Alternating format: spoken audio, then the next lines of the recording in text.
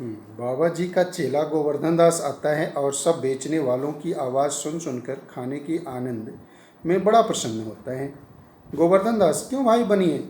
आटा कितने सेर? बनिया टके सेर। गोवर्धन दास, और चावल? बनिया टके सेर। गोवर्धन दास बोलते हैं, और चीनी? बनिया टके सेर। गोवर्धन दास, और घी? बनिया टके सेर। गोवर्धन दास बोलते हैं, सब टके सेर? सचमुच? बनिया, हाँ महाराज, क्या झूठ बोलूँगा?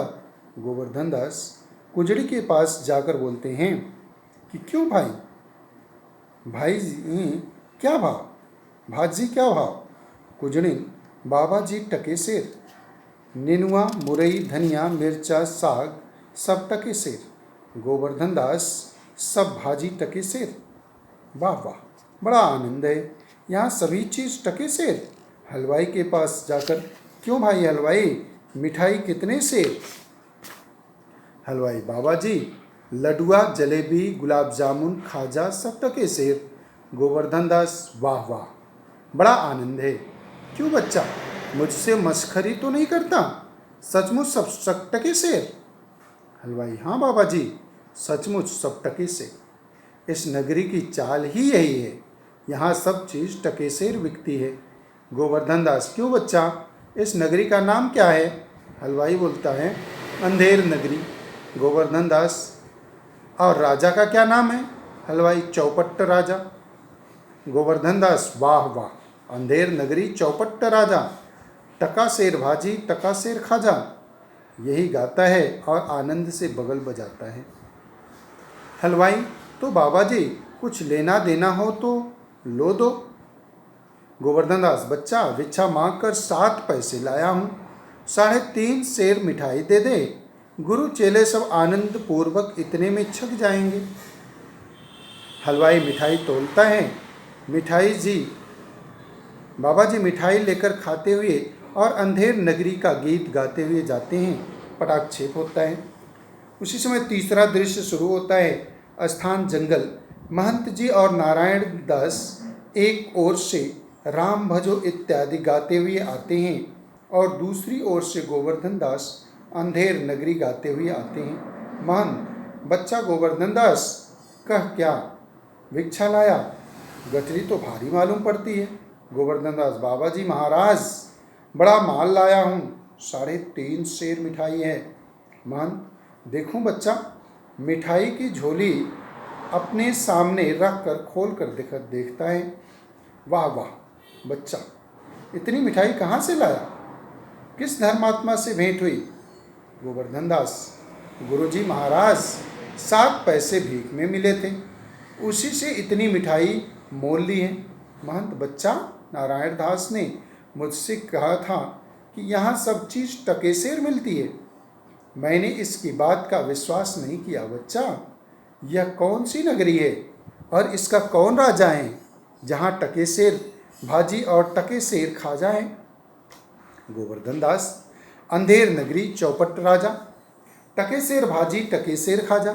महंत, जो बच्चा, ऐसी नगरी में रहना उचित नहीं है जहाँ टके सेर भाजी और टके सेर ही खाजा हो।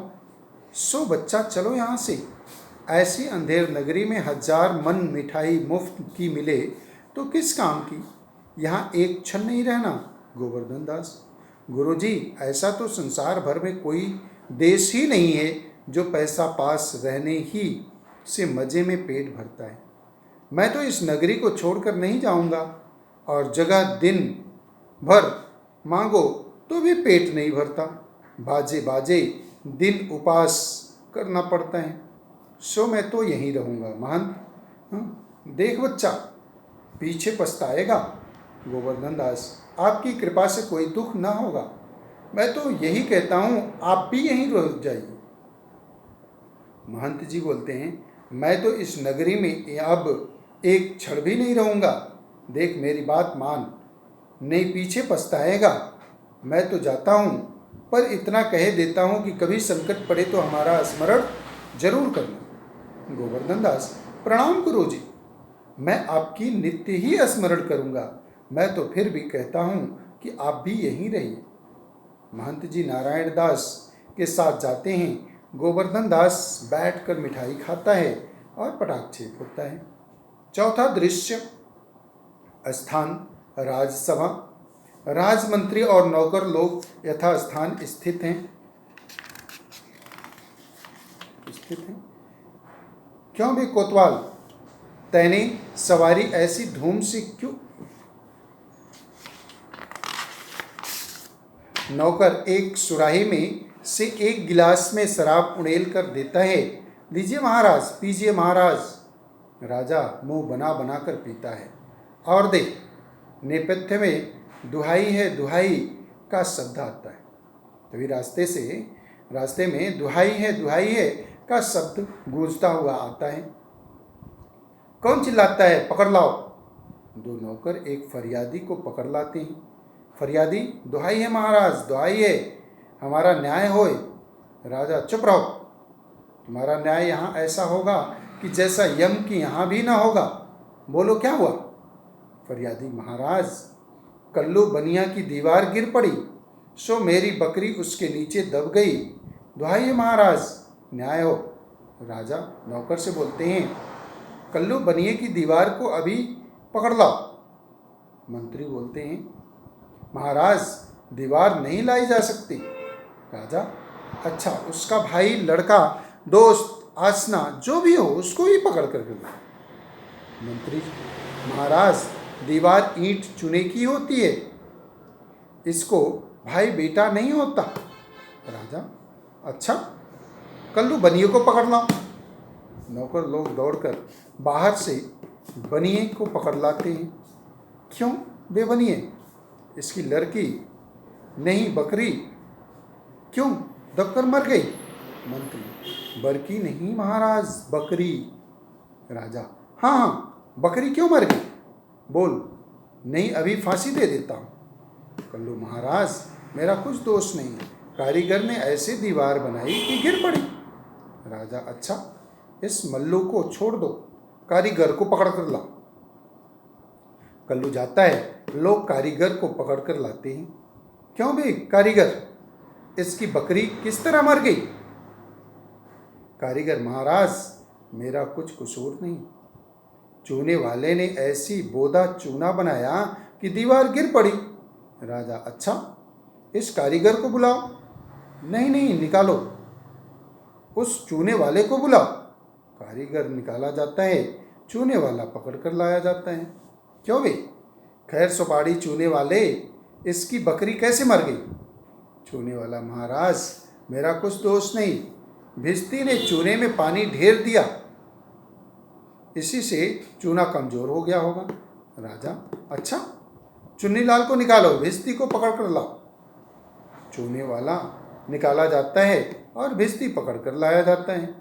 क्यों बे भिस्ती, गंगा यमुना की किश्ती, इतना पानी क्यों दिया कि इसकी बकरी गिर पड़ी और दीवार दब गई। भिस्ती बोलता है, महाराज, गुलाम का कोई कसूर नहीं है, कसाई ने मशक इतनी बनाई कि उसमें पानी ज़्यादा आ गया। राजा, अच्छा, कसाई को लाओ, भिस्ती को निकालो। लोग भिस्ती को निकालते हैं और कसाई को लाते हैं। क्यों बे कसाई, मशक ऐसी क्यों बनाई कि दीवार लगाई, बकरी दबाई। कसाई, महाराज, गडरिया ने टके पर ऐसी बड़ी भेड़ मेरे हाथ बेची कि उसका मशक बड़ी बन गई। राजा, अच्छा, कसाई को निकालो, गडरियों को पकड़ लो। कसाई निकाला जाता है, गडरिया आता है। क्यों बे गडरिए, ऐसी बड़ी भेड़ क्यों बेची कि बकरी मर गई। गडरिया, महाराज, उधर से कोतवाल साहब की सवारी आ गई तो उसको देखने में मैंने छोटी बड़ी भेड़ का ख्याल नहीं किया, मेरा कुछ कसूर नहीं है। राजा, अच्छा, इसको निकालो, कोतवाल को अभी पकड़ कर लाओ। गडरिया निकाला जाता है और कोतवाल पकड़ कर लाया जाता है। क्यों बे कोतवाल, तैने सवारी ऐसी धूम से क्यों निकाली कि गडरिये ने घबरा कर बड़ी भेड़ बेची, जिससे बकरी गिरकर कल्लू बनिया दब गया। कोतवाल बोलता है, महाराज, मैंने तो कोई कसूर नहीं किया, मैं तो शहर के इंतजाम के वास्ते जाता था। मंत्री, आप यह तो बड़ा गजब हुआ। ऐसा न हो कि यह बेवकूफ़ इस बात पर सारे नगर को फूंक दे या फांसी दे दे। कोतवाल से, यह नहीं हो सकता। तुमने ऐसे धूम से सवारी क्यों निकाली? राजा, हाँ हाँ, यहाँ नहीं। तुमने ऐसे धूम से सवारी क्यों निकाली कि उसकी बकरी दबी? कोतवाल, महाराज महाराज। राजा बोलते हैं, कुछ नहीं महाराज महाराज, ले जाओ, कोतवाल को अभी फांसी दो। दरबार बर्खास्त होता है। लोग एक तरफ कोतवाल को पकड़कर ले जाते हैं, दूसरी ओर से मंत्री को पकड़कर राजा जाते हैं। उसी समय पटाक्षेप होता है और पांचवा दृश्य शुरू होता है। यह स्थान अरण्य का, अरण्य मतलब जंगल, अरण्य मतलब जंगल होता है या वन, यह जंगल का दृश्य है। गोवर्धन दास गाते हुए आते हैं, अंधेर नगरी अनबूझ राजा, टका शेर भाजी टका शेर खाजा, सांचे मारे मारे डोलें, छली दुष्ट सिर चढ़ चढ़े बोलें, प्रगट सभ्य अंतर छलधारी, सोई राज सभा बल भारी। साँच कहें ते पनही खावें, झूठे बहुविधि पदवी पावें, छलियन के एका के आगे, लाख कहो एको नहीं लागे। अंधाधुंध मचो सब दोषा, मानो राजा रहत विदेशा, अंधेर नगरी अनबूझ राजा, टका शेर भाजी टका शेर खाजा। इसका मतलब यह हुआ कि अंधेर नगरी अनबूझ राजा, यह अंधेर नगरी है और यहाँ का जो राजा है वो क्या है? अनबूझ है। यहाँ सारी चीज़ें टके से, टका मतलब रुपया होता है, जिसे जो कि रुपए में बिकती है। सब चीज़ें जो है टके शेर में बिकती है, चाहे वो खाजा हो, चाहे वो भाजी हो, चाहे वो दाल हो, चाहे नमक हो, जो कुछ भी हो, सब टका शेर है। सांचे मारे मारे डोले, ठीक। सांचे जो है सच्चे लोग, सांचे मतलब सच्चे होता है, सच्चे लोग जो है वो मारे मारे फिरते हैं, मतलब छुप छुप करके फिरते हैं, क्योंकि उनकी कोई सुनने वाला नहीं है, उनकी सच्चाई को जानने वाला कोई नहीं है। और जो छली हैं, छली मतलब ठग, छल करने वाले और दुष्ट प्रकृति के जो लोग हैं वो चढ़ चढ़े बोलते, मतलब ऊंची आवाज़ में बोलते हैं और उनका ही सब लोग सुनते हैं। प्रगट सभ्य अंतर छलधारी, प्रगट सभ्य अंतर छलधारी, प्रगट जो सभ्य हैं, जो बिना छल के हैं, वो जो है अपनी बात को प्रकट नहीं कर सकते हैं, और जितने छलधारी हैं, छल को कायम करने वाले हैं, वो प्रकट करते हैं और वो तेज़ आवाज़ में बोलते हैं, उनकी सब लोग सुनते हैं, क्योंकि उनसे डर लगता है। सोई राज सभा बल भारी, ये पूरी राजसभा, राजा की जो सभा है वो क्या हो गए? सो गए, सोए हुए, किसी को सच की खबर नहीं है। साच कहें ते पनही खाऊं, और जो सच, साच मतलब सच, सच जो कहता है वो पनही, पनही मतलब चप्पल जूते की मार खाता है। और झूठे बहुविध पद भी पाऊँ, और झूठे लोग जो है वो क्या करते हैं? पद भी पाते हैं, ऊंचा पद मिलता है उनको लोग सभी श्रद्धा करते हैं, सभी मानते हैं। छलियन के एका के आगे, इन छलियों के आगे लाख कहो एको नहीं लाख, इन छलियों के आगे अगर तुम सच्ची बात बोलते हो तो उसकी बात को कोई सुनने वाला नहीं है। अंधाधुंध मचो सब देशा, चारों तरफ जो है एकदम अंधाधुंध मचा हुआ है। जो जितना चोरा ले, जो जितना ठग ले, जो जितना बना ले, वो उसका है, अपना है, और उसको बोलने वाला कोई नहीं है। मानव राजा रहत विदेशा, जैसा प्रतीत हो रहा है जैसे राजा जो है कहाँ है? विदेश में। विदेशा मतलब विदेश में, ऐसा मानो मतलब माना जाता है कि राजा यहाँ रहता ही नहीं। अंधेर नगरी अनबूझ राजा, यह अंधेर नगरी है, यहाँ का राजा जो है अनबूझ है। अनबूझ मतलब कुछ भी नहीं जानता है, जिसे कुछ भी पता नहीं। टका शेर भाजी टका शेर खाजा, और यहाँ सब कुछ टका शेर में ही मिलता है। बैठकर मिठाई खाता है। गुरुजी ने हमको नाहक यहाँ रहने से मना किया था। माना कि देश बहुत बुरा है, पर अपना क्या, अपने किसी राजकाज में थोड़े हैं कि कुछ डर है। रोज़ मिठाई चावना, मज़े में आनंद से राज भजन करना। मिठाई खाता है, चार प्यादे चार ओर से आकर उसको पकड़ लेते हैं। प्यादा एक होता है, चल बे चल, बहुत मिठाई खाकर मुटाया है, आज पूरी हो गई। प्यादा दो, बाबा जी चलिए, नमो नारायण कीजिए, गोवर्धन दास घबराकर, हैं, यह आफत कहाँ से आई? अरे भाई, मैंने तुम्हारा क्या बिगाड़ा है जो मुझको पकड़ते हो? प्यादा हाँ बोलता है, आपने बिगाड़ा है या बनाया है इससे क्या मतलब, आप चलिए, फांसी चढ़िए, आप चलिए, फांसी चढ़िए। गोवर्धन दास, फांसी? अरे बाप रे बाप, फांसी? मैंने किसकी जमा लूटी है कि मुझको फांसी दी जा रही है? मैंने किसके प्राण मार दिए कि मुझको फांसी हो रही है? प्यादा बोलता है, आप बड़े मोटे हैं, इस वास्ते फांसी होती है। गोवर्धन दास, मोटे होने से फांसी होती है? यह कहाँ का न्याय है? अरे, हंसी फकीरों से नहीं करनी होती।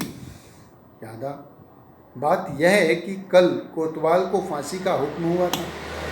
जब फांसी देने को उनको ले गए तो फांसी का फंदा बड़ा हो गया, क्योंकि कोतवाल साहब दुबले हैं। हम लोगों ने महाराज से अर्ज किया, इस पर हुक्म हुआ कि एक मोटा आदमी पकड़कर फांसी दे दो, क्योंकि बकरी मारने के अपराध में किसी न किसी को तो सजा होनी जरूर है, नहीं तो न्याय न होगा।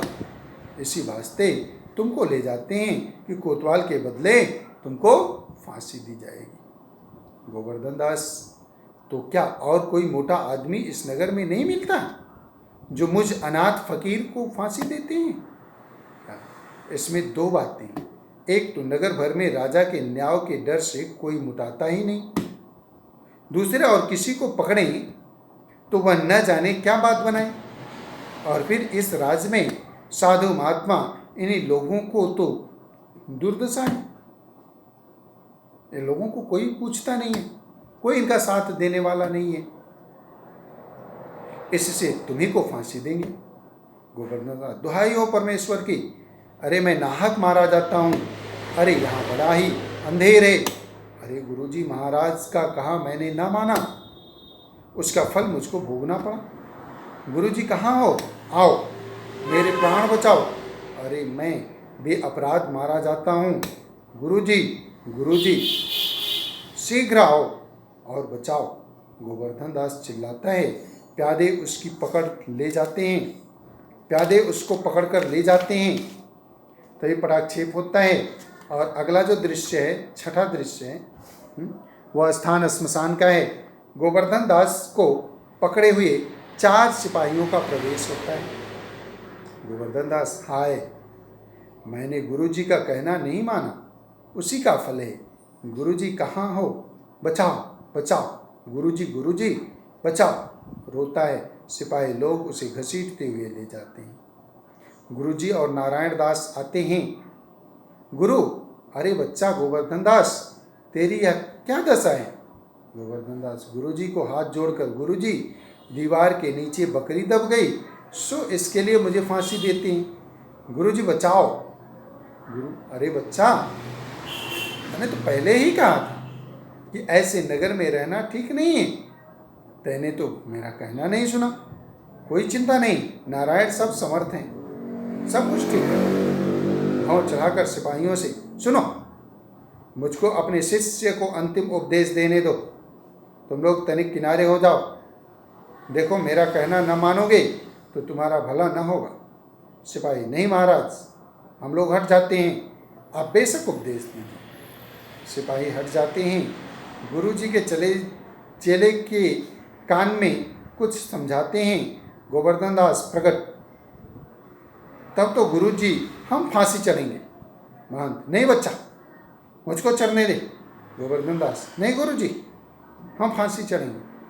महंत, नहीं बच्चा, हम इतना समझाया नहीं मानता, हम बूढ़े भय, हमको जाने दे। गोवर्धन, स्वर्ग जाने में बूढ़ा जवान क्या, आप तो सिद्ध हैं, आपको गति अगति से क्या, मैं फांसी चढ़ूंगा। इसी प्रकार दोनों हुज्जत करते हैं। सिपाही लोग चकित होते हैं। सिपाही, भाई यह क्या माजरा है, कुछ समझ में नहीं पड़ता। सिपाही, हम भी नहीं समझ सकते कि यह कैसी गड़बड़ है।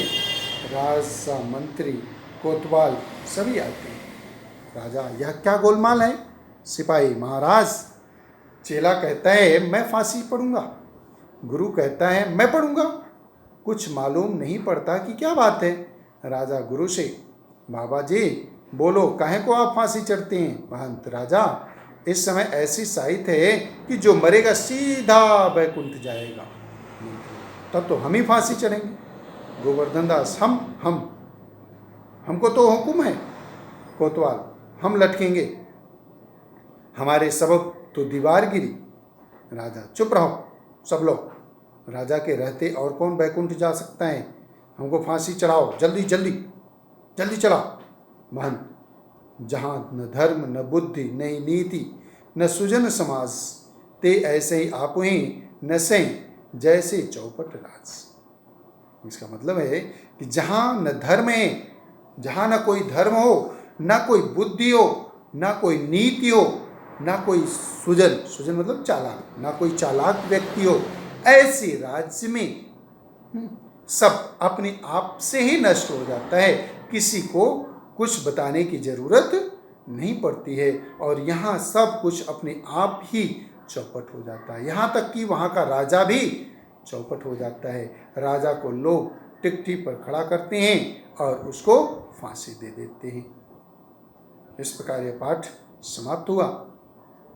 इसमें कुछ बोध प्रश्न हैं। इन बोध प्रश्नों को देखा जाए। सर्वाधिक उपयुक्त विकल्प चुनकर पूछे गए प्रश्नों के उत्तर दीजिए। अंधेर नगरी के बारे में क्या सच नहीं है? हर व्यक्ति अपनी बला दूसरे पर टालता है। राजा के अधिकारी चापलूस और मूर्ख हैं। गुणों की कोई कद्र नहीं है। राजा बहुत न्यायप्रिय है। इसमें हर व्यक्ति अपनी बला दूसरे पर टालता है। राजा के अधिकारी चापलूस और मूर्ख हैं। गुणों की कोई कद्र नहीं होती। राजा बहुत न्यायप्रिय है। इसमें जो है हर व्यक्ति अपनी बला को दूसरे पर टालता है। यह इसका सही उत्तर है।